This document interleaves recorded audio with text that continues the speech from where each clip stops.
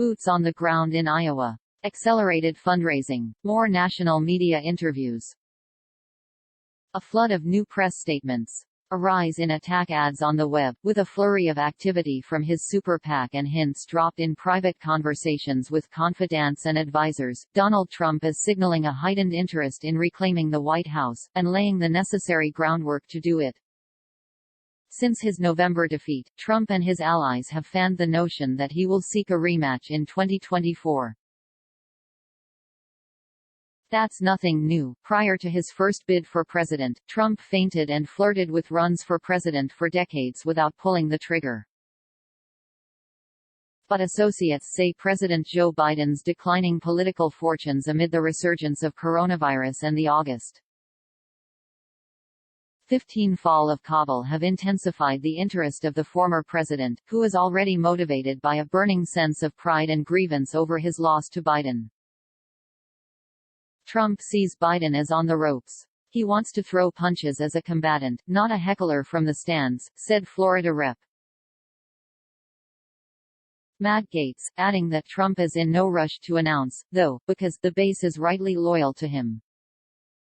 And a good rule in politics is to be a candidate for as short a time as necessary. Gaetz, like the dozen Trump advisors and friends interviewed for this article, declined to disclose his conversations within the organization or with Trump. But he said it's more likely than not Trump takes the plunge, especially after the 2022 midterm elections if the GOP takes back one or both chambers of Congress. Trump, in recent interviews, has shied away from divulging specifics about his plans, but he's privately suggested to others he's running. He's also paying attention to the finer details behind the scenes, such as making editing suggestions to his web ads to make them harder hitting against Biden. His operation is likewise taking concrete steps to enhance his profile and position him for a potential campaign.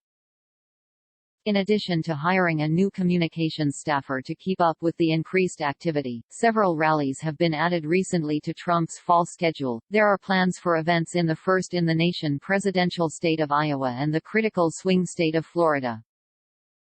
Perhaps more revealing, less than a month ago the PAC announced it hired 2 top operatives from Iowa dedicated to advancing Save America's goals of electing strong, pro-Trump, America First conservatives. The Iowa staffers also serve another purpose. Trump advisors say they can keep an eye on the other potential Republican presidential candidates flooding the first-in-the-nation caucus state. One person who has discussed Trump's plans but declined to comment on the record to speak more freely said that he really hasn't decided, but we all think he'll run. He wants to get in a position to where it's a turnkey operation once he says yes. So he's maximizing his position. The super PAC is ostensibly to help win back the House and the Senate. If he does that, it makes his position stronger. Nearly every poll shows that Trump, at this point, has little to fear from others in a Republican primary. The top potential GOP candidates in 2024 have said they wouldn't run against him, or have shied away from saying they would, and refrained from criticizing him. Trump campaign advisor, Jason Miller, declared Thursday that the chances of him running are between 99 and 100%. I think he is definitely running in 2024. I had a good conversation with him last night. I'm going to go see him in another couple days here. Ohio Representative Jim Jordan, who spoke with Trump this week, voiced similar opinions in an undercover video shot Thursday by a Democratic activist, saying, "I know that Trump is going to run again. I talked to him yesterday. He's about ready to announce after all of this craziness in Afghanistan." Trump's super PAC declined to comment for this story. Federal election laws restrict coordination between a presidential candidate and a super PAC, which can't directly advocate for a candidate but can raise unlimited sums from individual donors, unlike a candidate. Only one former president, Grover Cleveland in 1892, has ever returned from defeat to reclaim his old office. Trump would turn 78 years old during the 2024 campaign, making him even older than Ronald Reagan when he left office at the end of his second term. Even so, Trump's fundraising picked up this year as he raised $82 million in the first 6 months in 3 political committees. He also stepped up the number of conservative radio interviews, sat with Sean Hannity on Fox as well as the right-wing One America News Network. Trump has said he remains focused on Republicans winning back the House and Senate and has only teased another run by saying, "You'll be happy with whatever he decides." In an interview with Maria Bartiromo on Fox Business, the ex-president blamed election laws for his inability to make an announcement. The campaign finance laws, which are antiquated and stupid, okay? Stupid and corrupt in a way. They're stupid, doesn't allow me to tell you that, okay? If I tell you that a whole host of things happen, which are bad. So I can't tell you. I can tell you this. I love our country and you're going to be very happy, Trump said. Though deplatformed from Twitter and Facebook for spreading misinformation and sparking the Capitol riot that led to his historic second impeachment, Trump has remained the heart of the party and the most sought-after endorser in Republican primary politics. Now, instead of his flood of daily tweets, his super PAC sends out tweet-length statements, sometimes repeatedly in a day.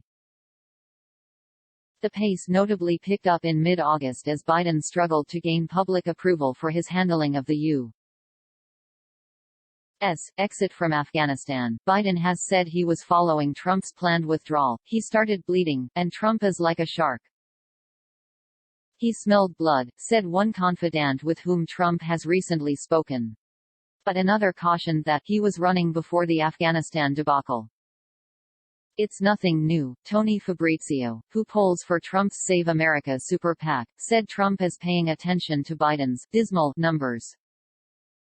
You would think Trump's attitude would be, "I told you so."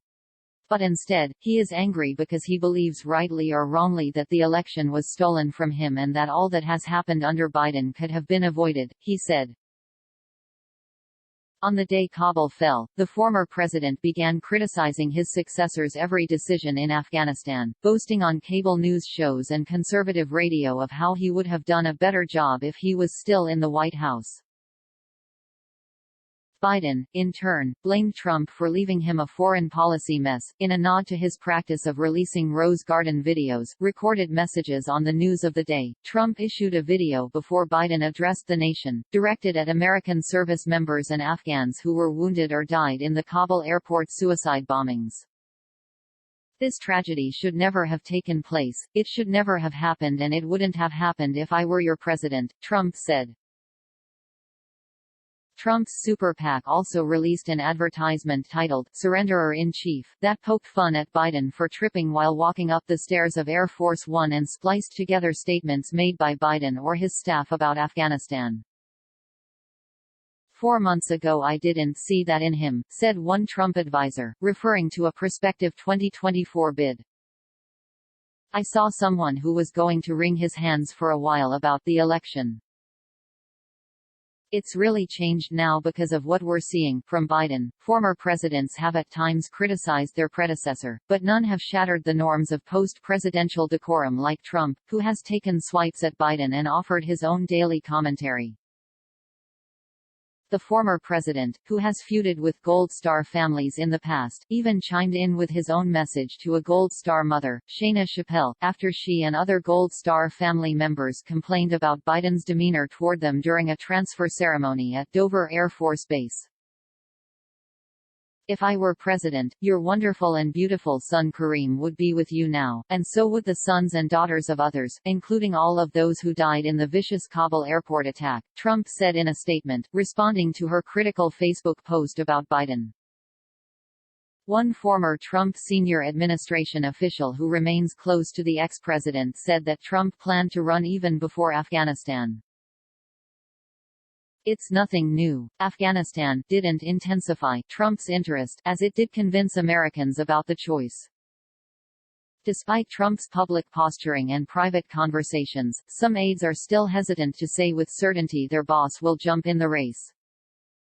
After all, Trump has been known to publicly flirt with an idea before changing his mind at the very last second. Right now, the president's focus is on ensuring fair and honest elections, and doing everything he can to elect America First fighters to office up and down the ballot, said a senior advisor to Trump's political operation. Teasing a run for president now works to Trump's advantage. It freezes the long list of 2024 GOP hopefuls and inhibits their ability to build out a campaign apparatus while allowing him to continue raking in donations, although notably, his leadership PAC cannot use the funds for a presidential run. It also gives Trump the opportunity to call investigations into him and businesses pure politics and build up anticipation among his die-hard supporters. For now, it's unlikely Trump makes any official announcements before the 2022 midterms, multiple people close to Trump said. When asked about his 99 to 100% level of confidence that Trump will run, Miller made sure to stress in an interview that Trump has made no final decision.